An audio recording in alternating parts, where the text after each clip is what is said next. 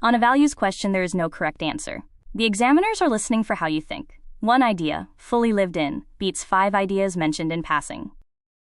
Welcome to Smart Path SG, where every student can learn, grow, and succeed. Question 3 of the 2020 Day 1 stimulus-based conversation. What does being a good neighbor mean to you?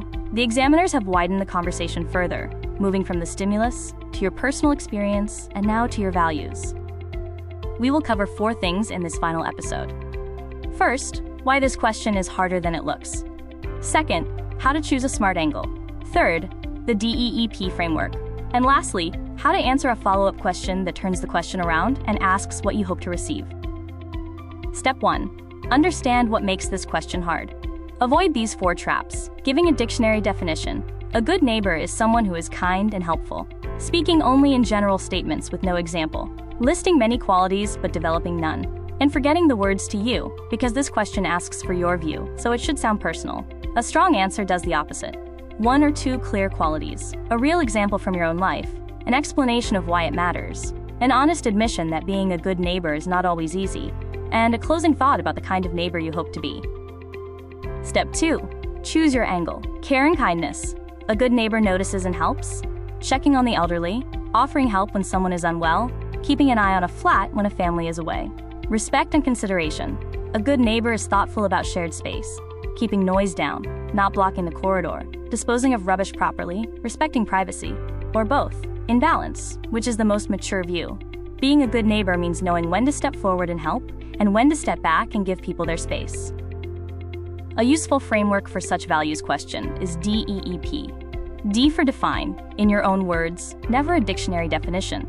E for an example that is real and specific. The second E for explaining why it matters. And P for a personal reflection, the kind of neighbor you hope to be and where you find it difficult. Here is the first model answer, on care and kindness. To me, being a good neighbor means noticing. Anyone can be polite, but a good neighbor pays attention, realizes when something is not quite right, and then does something about it. 2 years ago, when my grandmother fell at home, our neighbor, Mr. Go, heard the sound through the wall and knocked on our door. Without him, she might have lain there much longer. Mr. Go did not know us well, but he noticed and helped. That matters because in an HDB block, we live only a wall apart, yet can be unaware of one another. A good neighbor closes that gap. It is about being aware that the people beside you are real, and their well-being is partly your concern. I try to practice this in small ways, like holding the lift or helping an elderly neighbor carry groceries. I hope I will be the kind of neighbor who notices before being asked, just like Mr. Go did for my grandmother. Same DEEP frame on respect and consideration. For me, being a good neighbor means showing consideration, remembering that the space around my flat is shared and that my choices affect others. My family avoids playing loud music at night, and we keep the corridor outside our door clear so that people can walk past comfortably.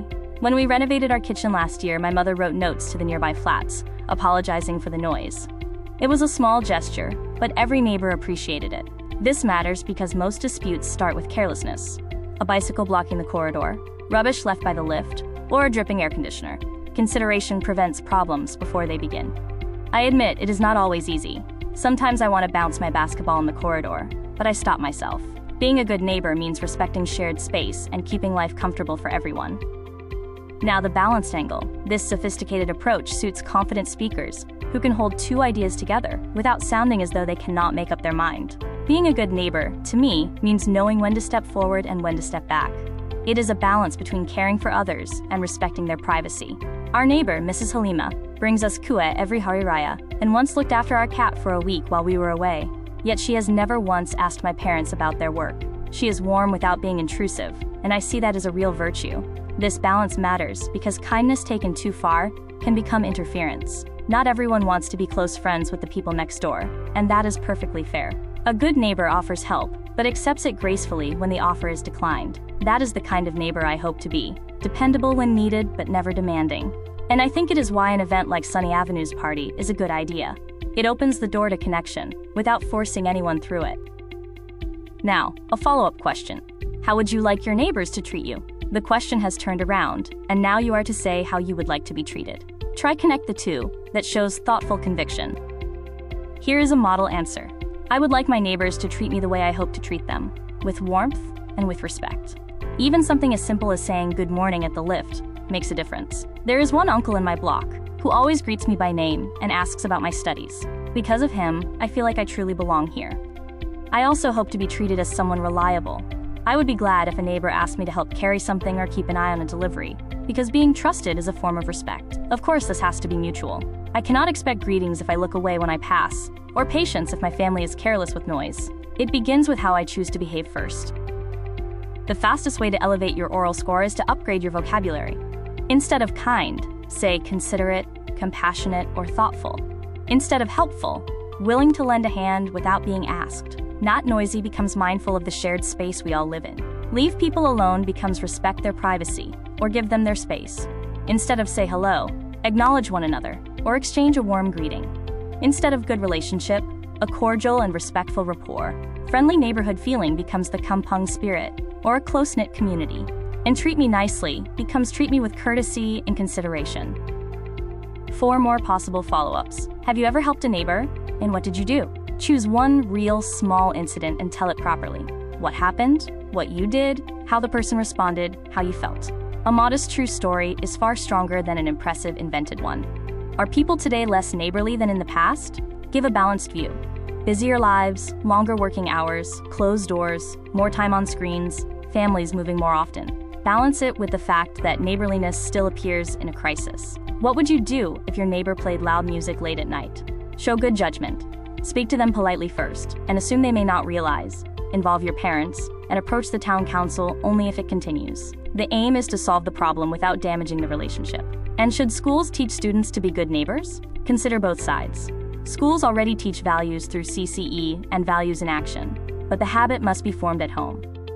Now putting all together. Define it yourself.